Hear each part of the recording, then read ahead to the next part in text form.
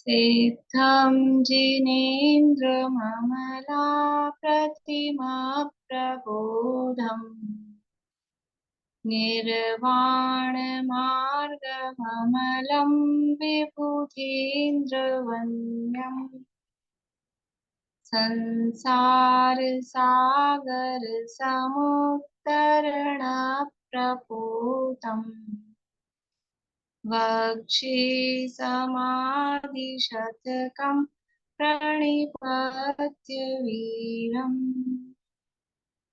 येनात्मा बुध्यतात्मैव परत्वेनैव चापरम् अक्षयानन्तबोधाय तस्मै सिद्धात्मने नमः। सकल विभाव अभाव कर किया आत्म कल्याण परमानंद सुबोधमय नमो सिद्ध भगवान। आत्म सिद्धि के मार्ग का जिसमें सुभग विधान उस समाधि युत तंत्र का करूं सुगम व्याख्यान।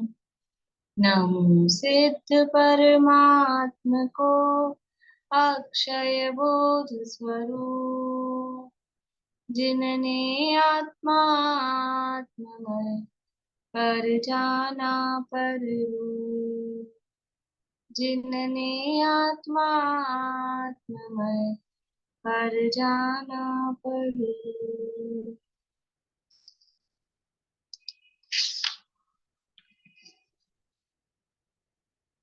श्लोक पाठ करेंगे पूरी से।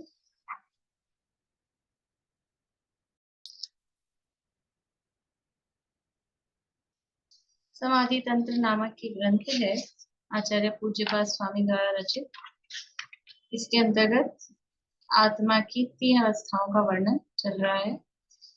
इस प्रकार से प्रत्येक जीव में 3 प्रकार के आत्मा रहते हैं, ये यहाँ पर बताया गया है। बोलिए। 5 नंबर की गाथा में रामतरय बोलते हैं ना, पहली गाथा में 5 नंबर की गाथा में ऊपर की लाइन में, तो मेरे पास एक शीतल प्रसाद जी की समाधि तंत्र है, उसमें अंतर है, वो ज्यादा अच्छा लग रहा है। 5 नंबर की गाथा है ना, भैरात्मा शरीरात्म जातात्म भ्रांति रंतर है, यह रांतर है। हमारी किताब में तो रांतर है, आपकी भी हमारी भी सब में है ना। तो अंतर ठीक भी लग रहा है, और अंतर शीतल प्रसाद जी की टीका में है। मेरे पास भी मेरे पास 1-2 और हैं और मिला लूंगी। देखना उसमें रामतर की जगह रंतर ठीक लग रहा है, तो अंतरात्मा कहना ना, अंतर कहना है। लेकिन जो टीका है ना संस्कृत वाली, उसमें भी अंतर ही है शायद, मैंने देखा तो था वो तो मैंने देखा जी, किताब में तो सारा यही है, इस किताब में तो आपकी वाली में, लेकिन ये शीतल प्रसाद जी की टीका में है, दूसरी में एक में, ये वाली में, ये मैं देखा मैंने। प्रसाद जी वाले में ये संस्कृत की नहीं है ना, प्रभाचंद्राचार्य वाली जैसे टीका नहीं है, लेकिन जो दोहा है वो तो है ना, दोहा तो वही तो वही है। हाँ, तो उसमें वो रंत्र है, तो वो ठीक जच रहा है। अंतरात्मा कहना है ना, भ्रांता होगा ना, भ्रांति कहना है, भ्रांति रंत्र है। ठीक है, मैं इसलिए बता रही थी आप। हाँ, देख लेंगे।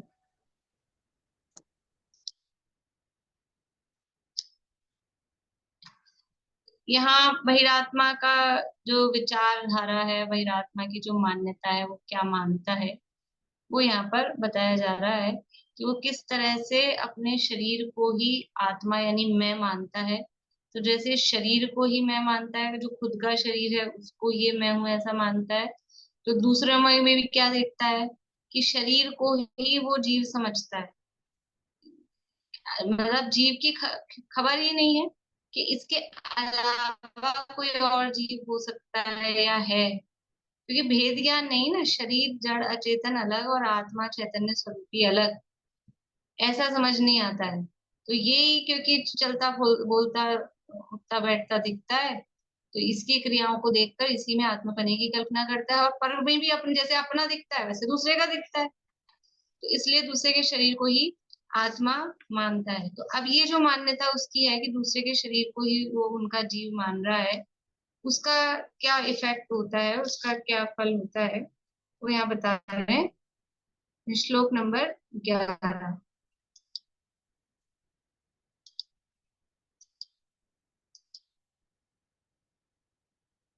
इस प्रकार के अध्यवसाय से क्या होता है वह कहते हैं। इस प्रकार के अध्यवसाय से, कि जैसे ये ऊपर का ना, अपने शरीर का नाश होने पर वो अपना नाश समझ रहा है, वैसे उनके शरीर का नाश होने पर उनका नाश समझता है। अपने कुछ लग जाए शरीर में तो दुखी होता है, तो ऐसे ही अन्य की भी जो है इस तरह की प्रतिकूल अवस्था बनती है, तो अन्य भी, दूसरे लोग भी उसके कारण दुखी होते हैं, ऐसा वो मानता है। तो शरीर की अनुकूलता बनाने में जो अपने प्रिय हैं, उनकी शरीर की अनुकूलता बनाने का प्रयास करता है। और समझ लो जिनसे द्वेष है, तो उनके लिए भी वो शारीरिक प्रतिकूलता उत्पन्न करना चाहता है, मतलब जो कष्ट अगर देना चाहता है, अगर ऐसी मान्यता है, तो वो भी शारीरिक रूप से। और अगर कुछ उसका अच्छा करना चाहता है, भला करना चाहता है, तो वो भी बस शरीर के आश्रित ही, शरीर से ही उसका भला करना चाहता है। तो ये जो मान्यता है उसका क्या प्रभाव होता है वो यहाँ पर बता रहे हैं। बेला अभी पीछे बोलिए। स्वपराध्यवसायेन स्वपराध्यवसायेन देहेष्वविदितात् देहेष्वविदितात्मनाम् देहेष्वविदितात्मनां वर्तते विभ्रमः पुंसाम् वर्तते विभ्रमे पुंसां पुत्रभार्यादिगोचरः। पुत्रभार्यादिगोचरः। स्वपराध्यवसायेन देहेष्वविदितात्मनाम् स्वपर वर्तते भ्रमः पुंसाम् पुत्रभार्यादिगोचरः। स्वपराध्यवसायेन देहेष्वविदितात्मनां वर्तते विभ्रमे पुंसां पुत्रभार्यादिगोचरः। क्या कह रहे हैं? स्व पर अध्यवसायेन देहेषु अविदितात्मनाम्। देहेषु यानी शरीरों में। कौन से शरीरों में? जो शरीर दिख रहे हैं, शरीरों वर्ण दिया ना, देहेषु, तो अपना शरीर और दूसरे का शरीर। स्व पर, उसमें ही, स्व यानी अपनी और पर यानी दूसरे की, वो क्या करता है? आत्म नाम विदित, वो आत्मापना उसी में ही, नहीं, देहेषु अविदित आत्मनः शब्द है। अविदित आत्मनः यानी कि आत्मा को अविदित, विदित यानी जानना, अविदित यानी जो आत्मा को नहीं जानता है, वो अपनी और पर की शरीर में ही, उनके शरीरों में ही अपनी और पर की अध्यवसाय यानी बुद्धि करता है, मान्यता करता है। और वो अध्यवसाय शब्द ही है वो उल्टी मान्यता के, खोटी मान्यता के अर्थ में, कि जो अविदित आत्मन है, अपनी आत्मा का, आत्मा को जानता ही नहीं है, वो शरीरों में ही ये मैं हूं और ये पर है, ऐसी मान्यता वो करता है, ऐसा अध्यवसाय करता है। वर्तते विभ्रम, विभ्रम वर्तते, कि विभ्रम उसको होता है, वर्तता है। पुंसाम, पुंसाम यानी पुरुष, पुरुष का, पुरुष यानी आत्मा, वो अपन ने ऊपर उसका अर्थ लगा लिया। अविदित आत्मन, आत्मा के शरीर स्वरूप से जो अविदित है, आत्मा के स्वरूप को जो नहीं जानता है, ऐसा पुंसाम यानी ऐसा व्यक्ति, ऐसा जीव, ऐसा पुरुष वो। और पुत्र भार्यादि गोचर, पुत्र यानी पुत्र, भार्य यानी स्त्री, आदि में और लगा लेना, गोचर जो दिखाई दे रहे हैं, ये पुत्र आदि के संबंध में। तो ये तो शब्दों के अर्थ हुए। मतलब क्या हुआ इसका? कि जो आत्मा के स्वरूप से अनभिज्ञ है, अविदित है, ऐसा जो पुंसाम, ऐसा जो व्यक्ति है, ऐसा जो जीव है, वो देहेशु शरीरों में ही, स्व पर अध्यवसायेन शरीरों में ही अपने पने की और परपने की बुद्धि करता है, और इस कारण से क्या होता है, वर्तते विभ्रमः पुत्र भार्यादि गोचर। ये जो पुत्र भार्यादि, जो भी पत्नी पुत्र आदि दिख रहे हैं, इनके संबंध में उसको भ्रम वर्तता है, उसको मिथ्या मान्यता उसकी चलती रहती है। देखिए अब भाव अन्वय अर्थ पढ़ लेते हैं एक बार। आत्मा के स्वरूप से अज्ञात पुरुषों को शरीरों में अपनी और पर की आत्मबुद्धि के कारण से पुत्र स्त्री आदि के विषय में विभ्रम वर्तता है। आत्मा के स्वरूप से अज्ञात पुरुषों को शरीरों में अपनी और पर की आत्मबुद्धि के कारण से, कि शरीर में ये मैं हूं और ये पर है, ऐसी आत्मबुद्धि के कारण से पुत्र स्त्री आदि के विषय में विभ्रम वर्तता है। उनके संबंध में भी फिर उसको भ्रम होता है। देखिए एक बार श्लोक और पद्यानुवाद का पाठ करते हैं। स्वपराध्यवसायेन देहेष्वविदितात्मनां वर्तते विभ्रमः पुंसां पुत्र भार्यादिगोचरः। कहे देह को आत्मा नहीं स्वपर पहचान, विभ्रमवश तन में करे सुतति आदि का ज्ञान। वो शरीर में ही ये मेरा पुत्र है, ये मेरी पत्नी है, ये मेरे माता है, ये मेरे पिता है, शरीर में ही है, इस विभ्रम के कारण से उनको मानता है। ये ऐसी ही गाथा मोक्ष पाहुड़ में दी है, पढ़ लेते हैं। सपरज्जवसायेणं देहे सूय अविदत्तमप्पाणम् सुयदारायि विषये मणुयाणं वट्टये मोहो। वही शब्द है अविदित अत्थम अप्पाणम। अविदित अर्थ यानी पदार्थ का वस्तुतः स्वरूप को जो नहीं जानता है ऐसा। इस प्रकार देह में स्वपर के अध्यवसाय यानी निश्चय के द्वारा मनुष्यों के सुतदारादि जीवों में मोह प्रवर्तता है। कैसे है? मनुष्य जिनने पदार्थ का स्वरूप अविदित अत्थम पदार्थ का स्वरूप अर्थात आत्मा नहीं जाना है, तो जो आत्मा के स्वरूप को नहीं जानता वो शरीर में स्थित जो जीव हैं उन्हीं को अपना, उस शरीर को ही, उनके शरीर को ही अपना पुत्र पत्नी माता पिता इत्यादि मानता है। देखिए टीका। पुरुषों को विभ्रम अर्थात विपर्यास यानी मिथ्या ज्ञान वर्तता है। कैसे पुरुषों को? आत्मा से अनजान, आत्म स्वरूप को नहीं जानने वाले पुरुषों को। किस कारण से वह विभ्रम वर्तता है? स्वपर के अध्यवसाय से। विभ्रम कहाँ होता है? शरीर के विषय में। कैसा विभ्रम होता है? पुत्र भार्यादि विषयक विभ्रम होता है। मतलब वो शरीर को ही, ये पुत्र है और ये स्त्री है और वो शरीर से अपना भला होता है, इस तरह का वो मानता है, उनके कारण मेरा भला होता है। परमार्थ से यानी वास्तव में पुत्र स्त्री धन धान्यादि आत्मीय यानी अपने उपकारक नहीं होने पर भी वह विभ्रमित पुरुष उन्हें आत्मीय तथा उपकारक मानता है। उनकी संपत्ति में यानी आबादी में वह संतोष तथा उनके वियोग में महासंताप और आत्मवधाधिक करता है। तो क्योंकि शरीर को ही वो, उनके शरीर को भी आत्मा मान रहा है, अपने आत्मा के स्वरूप का ज्ञान नहीं है, उनकी आत्मा के स्वरूप का भी ज्ञान नहीं है, और उनके शरीर को ही जीव मानकर और ये समझ रहा है कि ये मेरे भला करने वाले हैं, ये मेरे उपकारक हैं। और क्या मान रहा है? ये पुत्रादि भार्यादि विषयक विभ्रम क्या होता है कि पुत्र स्त्री धन धान्य आदि ये सब मेरे कैसे हैं?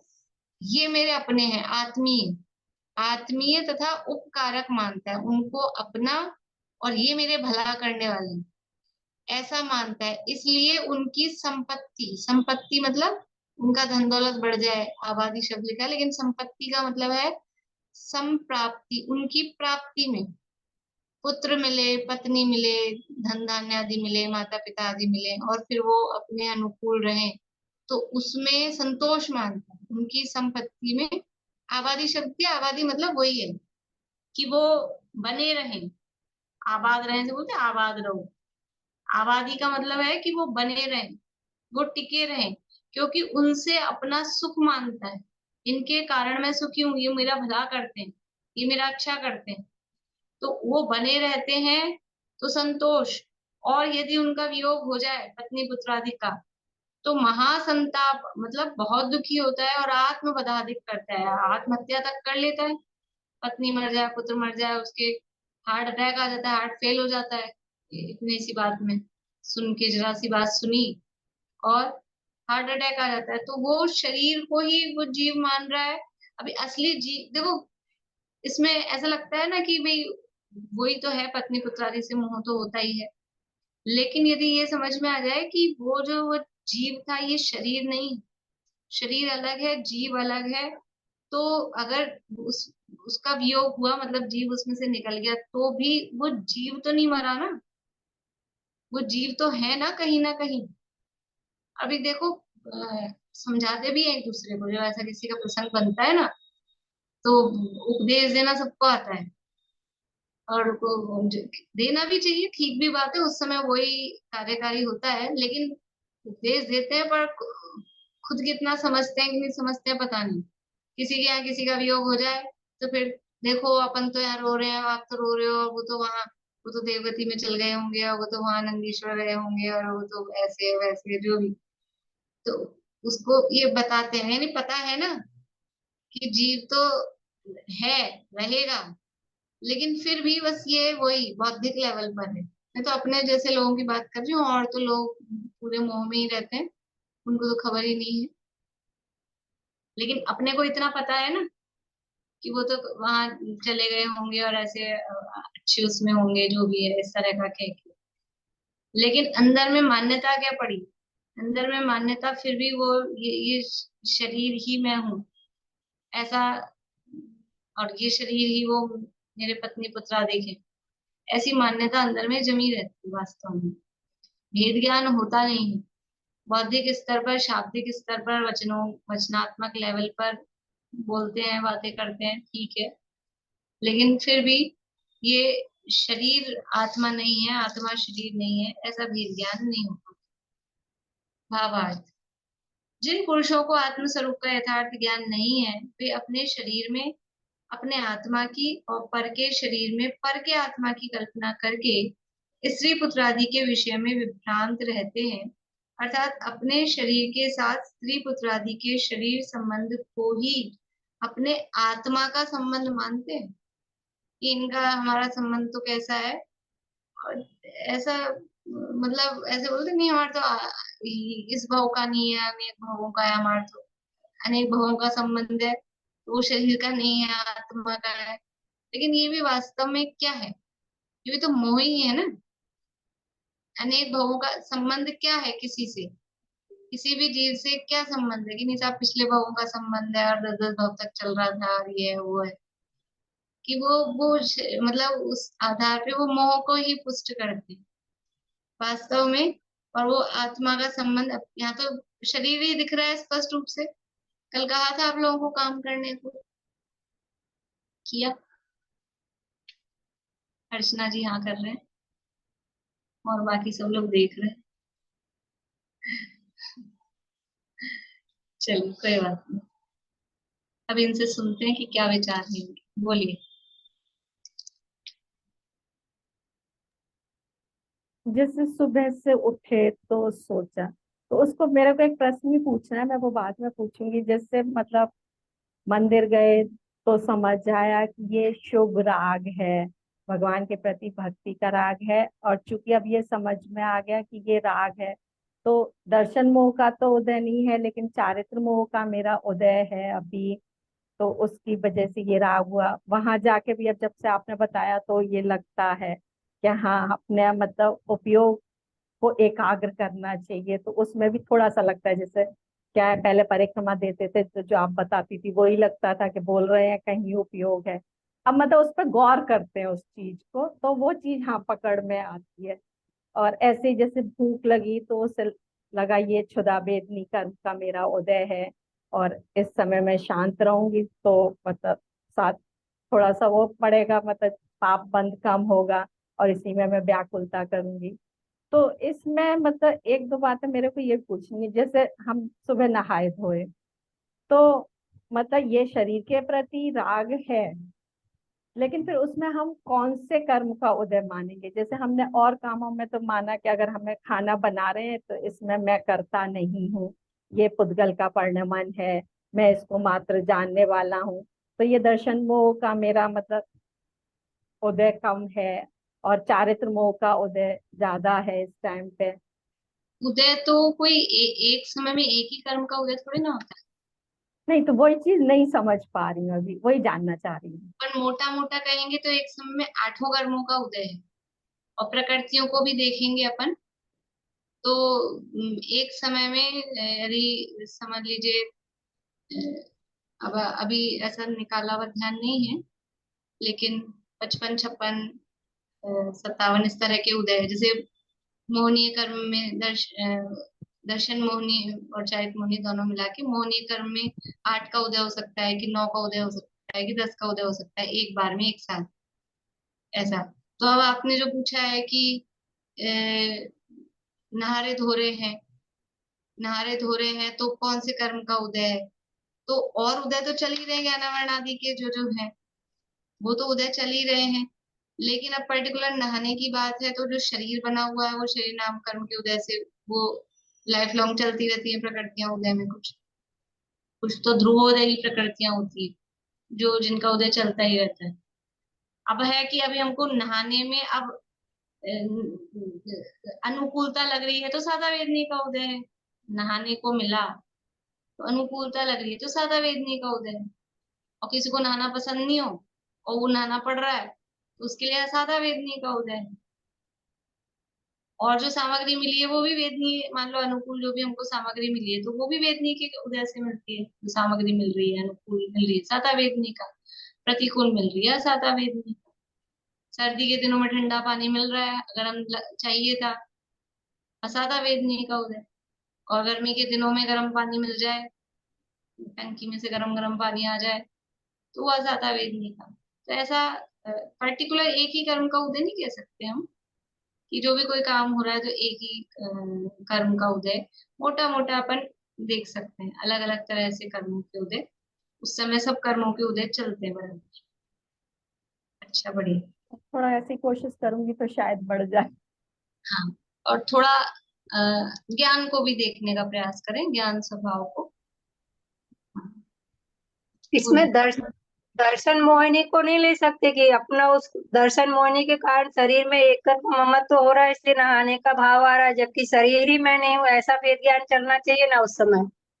ये शरीर ही मैं नहीं हूँ, मैं नहाने वाला ही नहीं हूँ। शरीर में अपने पने की मान्यता दर्शन मोहनी का उदय तो निरंतर चल ही रहा है, लेकिन नहाने का भाव तो दर्शन मोहनी का उदय नहीं भी हो तो भी जब मुनि दशा होगी तब नहाने का भाव छूटेगा।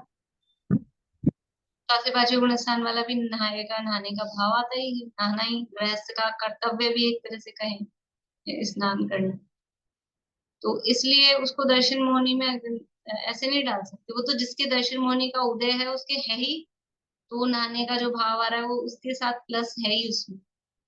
जैसे अभी इन्होंने कहा था ना कि मंदिर गए तो शुभ राग आया तो दर्शन मोहनी का उदय तो है नहीं, और ये चारित मोहनी का उदय है। तो वो दर्शन मोहनी का उदय अगर अंतरात्मा है तो नहीं है, ठीक है। लेकिन यदि बहिरात्म दशा है तो दर्शन मोहनी का उदय नॉन स्टॉप है ही। मिथ्यात्व कर्म का उदय हमेशा चलता ही है, ध्रुव उदय है। और जब तक मिथ्यात्व का उदय रहता है तब तक उसका बंध भी निरंतर है, वो भी निरंतर रहता है। जब मिथ्यात्व का अभाव होगा, चौथी जैसे अनिवृत्तिकरण तक की जो दशा है, चौथे गुण स्थान में पहुंचने का समय का जो प्रोसेस है, तो अधः प्रवृत्तकरण, अपूर्वकरण, अनिवृत्तिकरण, वहां मिथ्यात्व का उदय है कि नहीं है, हाँ कि ना? वहां उदय है तब तो, नहीं तो उसी को सम्यक कह देते। सम्यक तो नहीं कह रहे ना उसको। और वहां मिथ्यात्व का बंध हो रहा है कि नहीं हो रहा है? लास्ट टिप पे अनिवृत्तिकरण का अंतिम समय, वहां मिथ्यात्व का बंध हो रहा है कि नहीं हो रहा है, हाँ कि ना? वहां पर भी मिथ्यात्व का बंध है। जब तक मिथ्यात्व उदय में है तब तक उसका बंध होता ही होता है, इसलिए और उसका उदय भी चल ही रहा है। तो अगर मिथ्या दृष्टि है, अब हम क्यों कहेंगे किसी को, अभी मान लीजिए कोई कहे कि हमारे ये चरित्र, अब सब अपना अपना देखेंगे हमारे दर्शनों का उदय यानी मिथ्या दशा है कि नहीं है, ये तो सबका अपना अपना है। लेकिन जो अगर मिथ्या दृष्टि है, वैरात्मा है, तो उसके मिथ्यात्व का उदय निरंतर निरंतर ही। जिसे आपने कहा, तो विवाह तो देखा जाए तो शरीर से ही होता है। विवाह शरीर से ही होता है। और सबसे पहले चाहे वो कितना भी हम कह दे, पर देख के मतलब वो दिमाग में रहता ही है कि ये सुंदर है, ये कम, पहला दिमाग वही लगता है। आत्मा तक किसी का ध्यान जाता नहीं है उस चीज के लिए। वो सुबह हमने तो बस पढ़ लिया, इसलिए हम रोज बोलते हैं मैं आत्मा हूँ, अनादि निधन हूँ। ये बोलते तो हैं पर बस मानते नहीं है अभी भी। सही बात है। और पर वो है कि लोक व्यवहार है, लोक व्यवहार है ना, विवाह करना। तो उसमें वो लोक व्यवहार के हिसाब से बाहरी आत्मा दिखती कहाँ है, पहले तो पहचान ही नहीं, पता ही नहीं आत्मा होता है, उसी को मानते हैं। और जिनको थोड़ा बहुत है बौद्धिक स्तर पर, तो भी आत्मा दिखती तो है नहीं कि आप आत्मा के प्रदेश चेक करोगे गोरे हैं कि काले हैं, वो होता ही नहीं गोरा काला। तो वो लोग व्यवहार में बाहरी रूप रंग देखकर उसी, पर उसमें भी देखते हैं कभी कभी अपन, और ऐसा बोलते भी है, खाली शक्ल को पूजे क्या, अच्छी खानदानी होना चाहिए, कमाऊ, लड़का है तो कमाऊ होना चाहिए। तो वो भी देखते हैं, ऐसी बात नहीं है, उसके और चीजें भी देखते हैं। तो पर लोक व्यवहार तो उसी तरह से चलता है कि बाहर में अच्छे से काम धंधा अच्छा हो, लड़की है तो सुशील हो, सुंदर हो, घर परिवार देखकर वही देखा जाता है। वो उसकी व्यवस्था अलग है, लेकिन मान्यता क्या रहती है? मान्यता तो असली तो अपने शरीर को ही आत्मा मानने की है, इसलिए वो दूसरे को भी शरीर को ही आत्मा मानते हैं।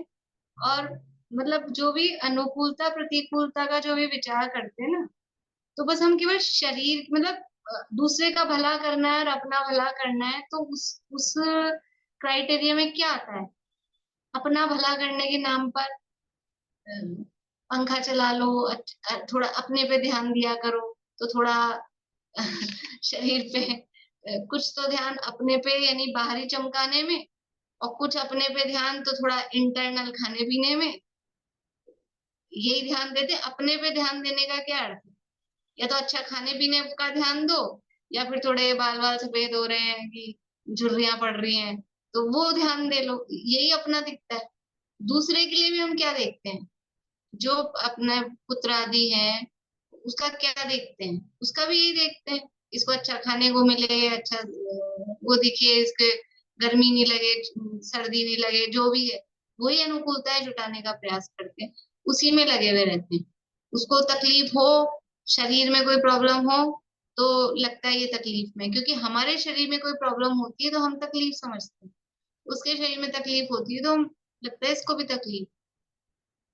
ये मान्यता बनी हुई शरीर में आत्मा बनने की जो बुद्धि है, उसके कारण जैसे आपने एक शरीर को मैं मानते हैं, आत्मा मानते हैं, वैसे ही सबके शरीर को ही आत्मा स्वरूप से मानते हैं। बोलिए अर्चना जी, कर लीजिए, चालू चालू, खुला है सबका, शाम को खुला ही रहता है। बस ये नहीं है तो कि मैं मतलब जैसे एक तो मैंने यही गलत बोला कि दर्शन मोह का मतलब मंद उदय है उस वक्त पे जब मैं ये बात को सोच रही हूँ। दर्शन मोह का उदय तो है ही क्योंकि अभी मिथ्या दृष्टि है। तो ऐसे ही जैसे हम पढ़ रहे हैं तो उस टाइम में हमें मतलब ये सोचना चाहिए कि हमारे ज्ञानावरण कर्म का इस टाइम मंद उदय है, जिससे कि हम ये मतलब क्षमा है,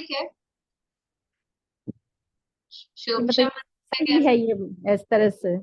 देखो उसमें भी जब समझ आ रहा है तो मंदोदय है, और समझ नहीं आ रहा पढ़ने से मतलब नहीं है, पढ़ना तो अभी अपनी रुचि के हिसाब से हुआ, लेकिन समझ आ रहा है तो ज्ञानावरण का अभी सूक्ष्म अच्छा है, और समझ नहीं आ रहा है तो अभी आवरण तीव्र है। और उसमें उसमें अकेला एक ही कर्म काम नहीं करता है, मोह कषाय संक्लेश वो अधिक है, तो वो ज्ञानावरण का सूक्ष्म पे धीरा उसे रहेगा। हाँ मंद हो जाता है, वो सबका कॉम्बिनेशन है। बोलिए शशि भाई। ये अपन बोलते हैं कि केवल जीव ही गया है, शरीर का तो नश्वर है, जीव तो कहीं ना कहीं है ही, उसका अस्तित्व है। लेकिन जब कहीं किसी का कोई प्रियजन चल जाता है तो ये जानते समझते हुए भी लगाते तो उसका शरीर वाला ही फोटो है। तो क्या करेंगे?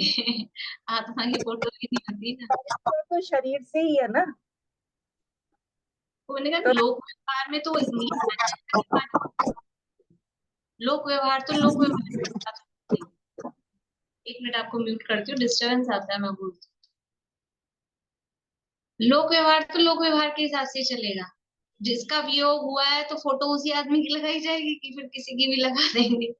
वो लोक व्यवहार है। लेकिन मान्यता की बात चल रही है, ये जो बातें हैं ना, मान्यता के लेवल पर है।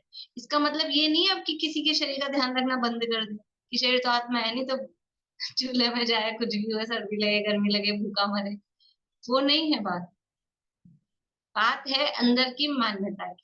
अभी मान्यता वही पड़ी हुई कि हम इनके शरीर को जैसे तैसे अनुकूलता बनी रहे, बस उसी में समझ रहे हैं कि इनका भला हो रहा है, कि इनके आत्म कल्याण के बारे में, कि अंदर वास्तव में तो ये जीव है, आत्मा है, तो ये संसार से किस तरह से छूटे। ये केवल वही देखते हैं जिनको ये देह और आत्मा का भेद विज्ञान है। वो उपाय इसीलिए मुनिराज बताते हैं, महाराज बताते हैं, क्योंकि वो शरीर और आत्मा का भेद विज्ञान जानते हैं। चौथे पांचवे वाले भी जानते हैं, तो उनका भी समझ लो अभी तो उपदेश वाली की भूमिका नहीं रहती। तो जिसने वास्तव में उसका अनुभव किया है तो वो कहता है, ऐसा आता है शास्त्रों में, प्रसंग भी आता है। कोई व्यक्ति भूख से तड़पड़ा रहा हो, प्यास लग रही हो, और महाराज के पास जाके बैठ जाए, तो महाराज उसको क्या करेंगे, क्या कहेंगे? कि रोटी खा ले, पानी पी ले? क्या कहेंगे कि कुछ ये खा ले? वो उसको उपदेश ही देंगे। वो उसको कहेंगे तो तुझे भूख लगती ही नहीं है, तू अनशन स्वभावी है, तू ये जड़ भोजन करता ही नहीं है। वो यही उपदेश देंगे, देह से भेद विज्ञान का ही उपदेश देंगे, वही बताएंगे। और समझ लो कि ये जो आता है ना, बैल को नमोकार मंत्र सुनाया, कुत्ते को नमोकार मंत्र सुनाया, तो वो नमोकार मंत्र तो अपने को फैमिलियर है, उससे अपन परिचित है, इसलिए नमोकार मंत्र शब्द देते हैं।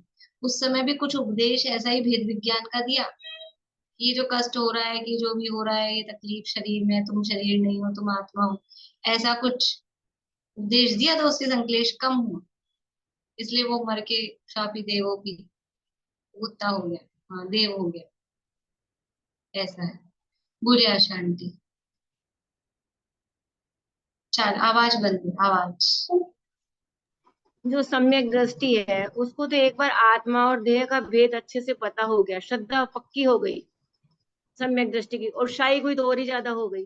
उसके बाद फिर वो अगर मान लो ये जो लौकिक काम करता है, शादी कर रहा है, लड़ाई युद्ध कर रहा है, उस वक्त तो उसकी परिणति में और उसमें कैसे ऐसे डिफरेंस कैसे मैच हो जाता है कि वो ये लड़ाइयां भी कर रहा है और अंदर से वो उसके मैचिंग कैसे बैठ जाती है। क्या वो ये समझता है कि मेरे कर्म हो गए?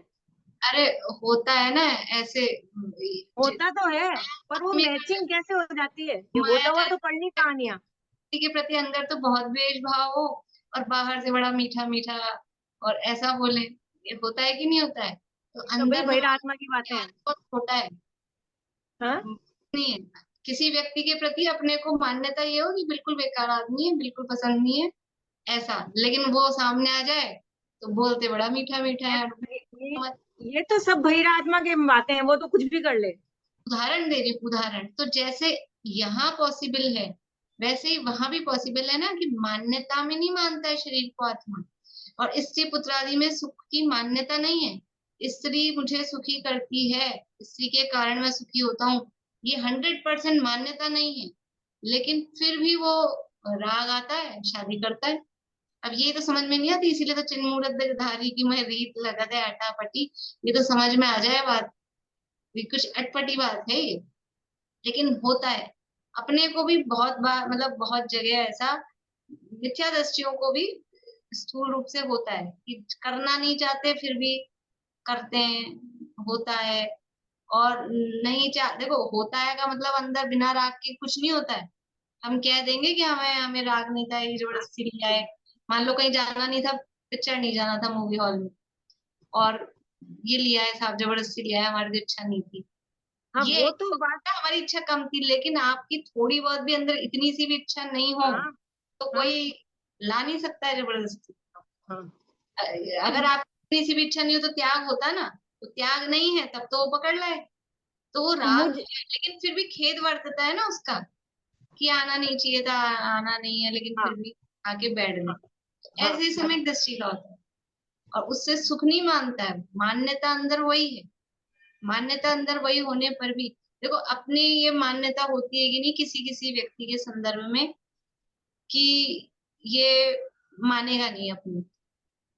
कभी कभी ऐसा होता है, अपने को पता होता है कुछ लोगों के बारे में कि ये मानेगा नहीं अपनी, लेकिन अपने क्लोज है, कोई खास है, मान लो हस्बैंड है कि बेटा है कि और कोई है, खास नहीं समझ लीजिए, तो अपने को पता है हम ये जो कह रहे हैं मानेंगे नहीं, फिर भी क्या होता है, अपन ये भी बोलते हैं मुझे पता है आप मानोगे नहीं, लेकिन फिर भी बोल देते हैं। तो ये क्या आ रहा है कि वो एक मान्यता पक्की है, और फिर भी वो राग की कह तो दे, फिर भी वो बोलने का राग आता है। ऐसे ही सम्यक दृष्टि की भी मान्यता पक्की है कि कोई पर पदार्थ मुझे सुखी दुखी नहीं कर सकता है, लेकिन फिर भी वो अंदर से जब राग तीव्र उछलता है तो बाहर में वो काम हो जाती है, होती है। तो उसकी मान्यता में उस टाइम यही रहता है कि भाई मैं और ये सामने वाले की देह, मतलब शादी कर कुछ भी, ये सब अलग है, सब कुछ है। उसके मान्यता बाद ही फिर वो मान्यता एक धारा रूप से एक ही चलती है, मान्यता वही है कि पर फिर वो पदार्थ शादी से। वादी फिर वो जिसके मान्यता में हो गया कि मैं बिल्कुल अलग और देह अलग, सब कुछ अलग, फिर वो पुत्रों में, शादी में, इनमें सब में कैसे बंधन में कैसे वो एडजस्टमेंट कर पाता है। मान्यता अलग है इसीलिए, और बाहर की क्रिया अलग है, बाहर की प्रवृत्ति अलग है, ये दो अलग अलग चीजें हैं। मान्यता अंदर की है, और बाहर की प्रवृत्ति वो बाहर की चीज है, वो भाई अलग है। अपने भी अंदर भाव होंगे तो बाहर प्रवृत्ति होती है ना। अपने अंदर मान्यता ये पड़ी है कि शरीर में हूँ, और बाहर से बोलते हैं ऐसे, मैं जीव हूँ, ये बोल रहे थे ना, मैं सुबह उठते से हम ये बोल लेते हैं मैं जीव हूँ, मुझ में ज्ञान है, बोलने में वो ये तो बोल रहे हैं, वो मान्यता तो में ये पड़ा है। वो तो बोल रहे हैं पढ़ के, भाव वासन नहीं है, पर उनको तो भाव वासन है ना। भाव हमको भाषा। तो भाव वासन नहीं है, हम तो पढ़ पढ़ के बोल रहे हैं, ठीक है, ये बात सही है कि चलो अभी कुछ भाव वासन नहीं है, हमने पढ़ ली इतनी, तो अब बोलना ही सीख गए, या यूं समझ लो थोड़ा थोड़ा सीख गए। वहां तो भाव वासन हो गया ना, वहां तो मतलब अंदर में यथार्थ हो गया ना काम। दो दो गुण न्यारे न्यारे हैं, एक श्रद्धा गुण अलग है, और एक चारित्र गुण अलग है। और चारित्र गुण में अभी ये जो चारित्र मोहनी का उदय आता है, तो वो चारित्र गुण यद्यपि आत्मरमणता रूप है चारित्र गुण, लेकिन वो बाहर में उसकी क्रियाएं भी दिखती है, बाहर में आचरण रूप से भी वो होता है। तो वो दोनों गुणों की परिणति न्यारी न्यारी है, और ये उसको समझ में आता है, हम जैसे लोगों को नहीं समझ में आता है। हम तो एक एक गुण के हिसाब से ही वो समझते हैं। देखो इसके लिए वो दादा का जो उदाहरण है ना, अभी भाई साहब कुछ बोलना चाहते हैं। हाँ भाई साहब कुछ बोलना चाहते हैं इसमें। हाँ, वो बोलिए तो। इस साइड आओ।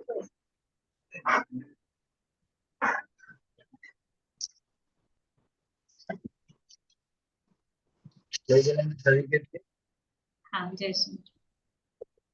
मैं ज्यादा कुछ नहीं कहना चाहता हूँ, सिर्फ इतना ही कहना चाहता हूँ, जो बहन का प्रश्न है कि वो दोनों बातों को कैसे मैनेज करता है, तो मैं उनसे ही पूछता हूँ कि वो मायके की पूरी तरफदारी करते हुए भी मायके को कितना अपना मानते हैं, और अपने ससुराल की बुराई करते हुए भी ससुराल में से कितना अपनापन छूट गया उनका।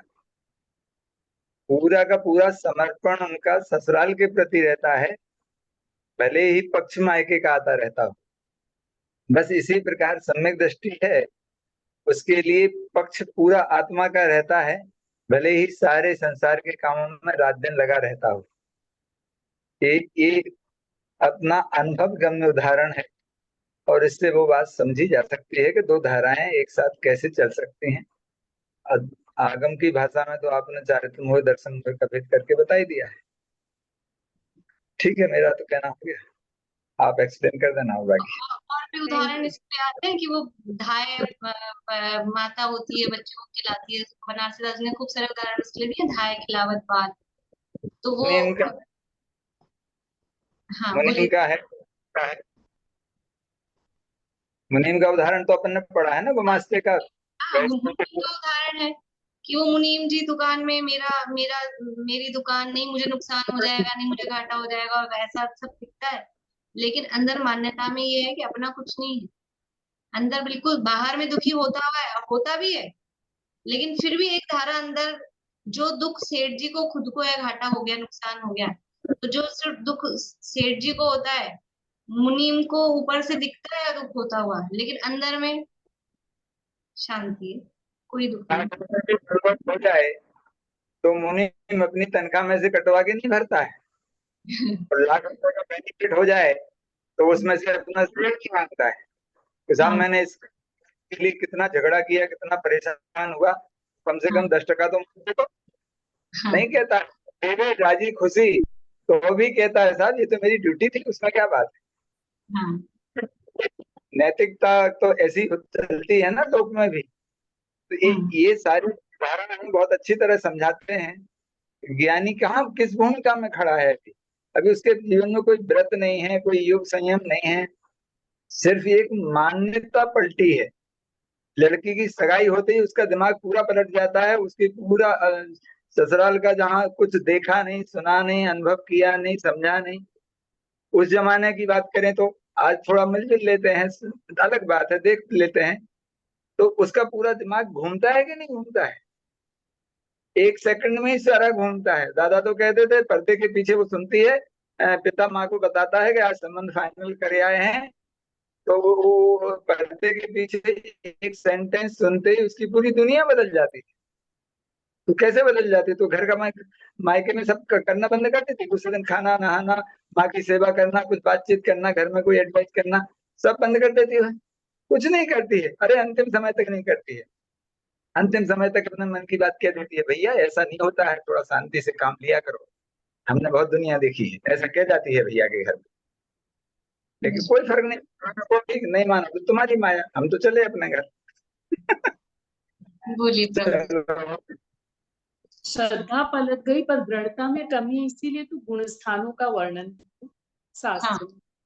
हाँ, ये दादा का जो उदाहरण मैं वो बता रही थी, रिक्शे वाले का जो उदाहरण दादा देते हैं, करोड़पति रिक्शा वाला का सुना होगा पहले, कि वो रिक्शा चलाता था और उसके 1 करोड़ रुपया बैंक में जमा है।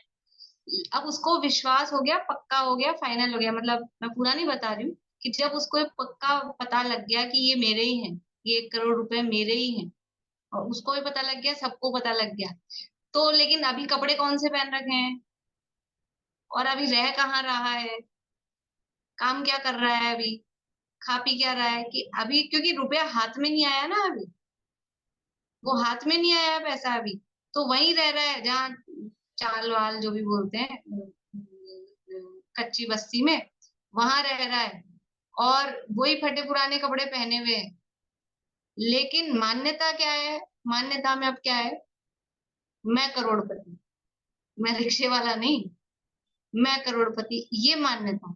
तो ऐसे ही सम्यक दृष्टि ज्ञानी घर गृहस्थी में रहता है, शादी विवाह करता है, ये अभी उसकी जो बोल रहे ना कि वो अभी कमजोरी है, ये कमजोरी है, तो ये शादी ब्याह कर रहा है, ये उसकी कमजोरी है, कमजोरी के कारण ऐसा करना पड़ रहा है। लेकिन वास्तव में मानता ये है कि ये अलग है, मैं अलग हूं, इससे मेरा सुख दुख नहीं, कमजोरी के कारण वो सारे काम होते हैं। तो अभी उसकी कमजोरी क्या है, अभी पैसा हाथ में नहीं है ना, ये कमजोरी है उसकी। रिक्शा वाले की कमजोरी क्या है, उसका पैसा नहीं है हाथ में, इसलिए फटे हाल है अभी।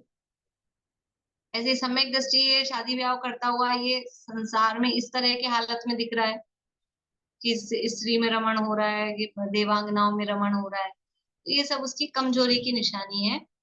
मान्यता अलग है, और कमजोरी के कारण जो काम होता है वो अलग। बोलिए ज्योति जी। हाँ, जय जिनेन्द्र दीदी। वो दादा के कल के प्रवचन में ना वो पढ़ा रहे थे, वही जो आप बोल रहे थे ना, वो 7 एग्जाम्पल है बनारसी दास जी ने दिए हैं ना इसी के ऊपर। हाँ वो अनुशीलन 3 पे 150 पेज नंबर पे है वो उनके। तो उसमें वही ढाई माँ का एग्जाम्पल है, हाँ हाँ, बहुत सारे हैं उसमें। बहुत सारे 7 एग्जाम्पल दिए हुए हैं उसमें इसी से रिलेटेड। कमल का है, सोने का है कि पानी में पड़ा हुआ भी नर पानी, नारी को प्यार कादे में ही ममल है, वो इस तरह की वही होती वही सारे ना इसी के लिए है वो सब। है। बिल्कुल। चलिए, अभी विशेष स्पष्टीकरण अपन कल ही लेंगे और फिर आगे लेंगे। हम्म, जिन एक बोलिए। बात पूछना। हाँ, ये जो शादी विवाह करने का भाव है, ये क्या मोह का उदय है या अच्छा, क्या? चारित्र मौनी का राग है ना, राग के जिनको तो राग जो नहीं तत्संबंधी तो वो ब्रह्मचर्य से रहते हैं। राग अच्छा, होता है घर गृहस्थी बसाने का, पत्नी पुत्र आदि का, तभी होता है। तो ये एक बार जब बहुत मतलब बहुत उसका तीव्र उदय हुआ तो शादी हो गई, फिर तो वो जीवन भर चल रहा है, वो उदय चल रहा है। राग है ना, जीवन भर राग है, हम्म, जीवन भर वो राग है।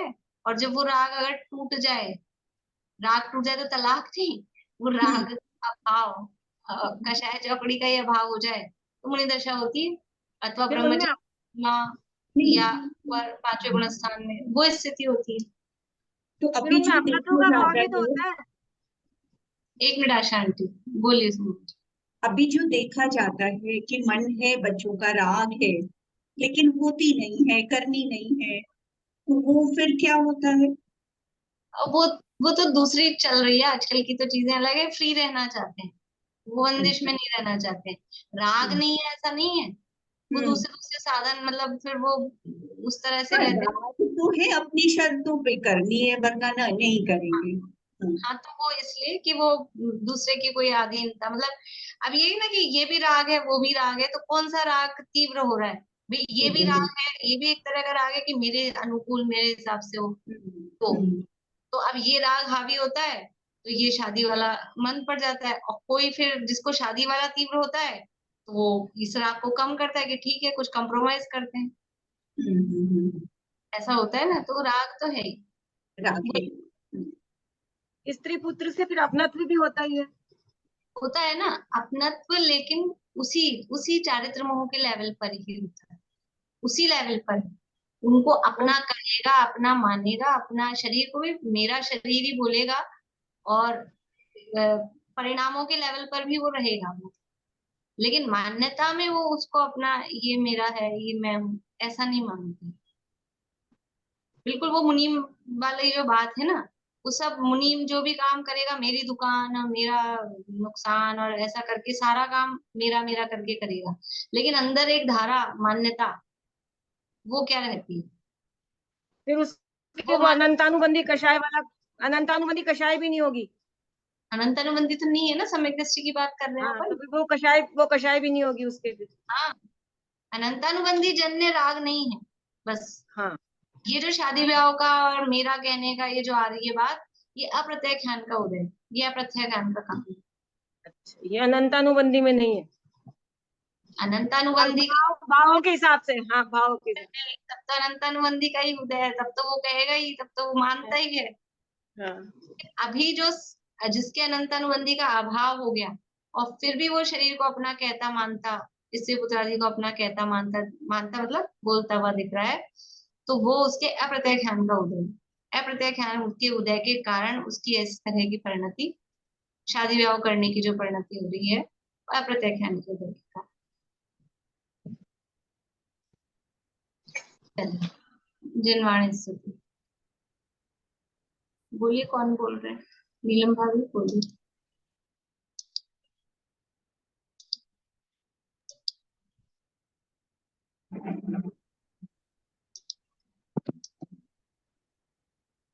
बातों में आवे न जग की कदापि, चमत्कार लगकर नहीं मूड होवे।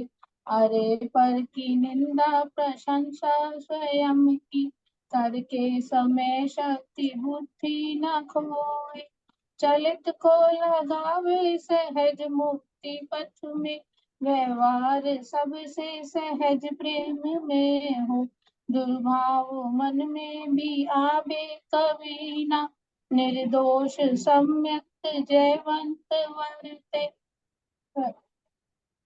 सर्व सर्वज्ञ शासन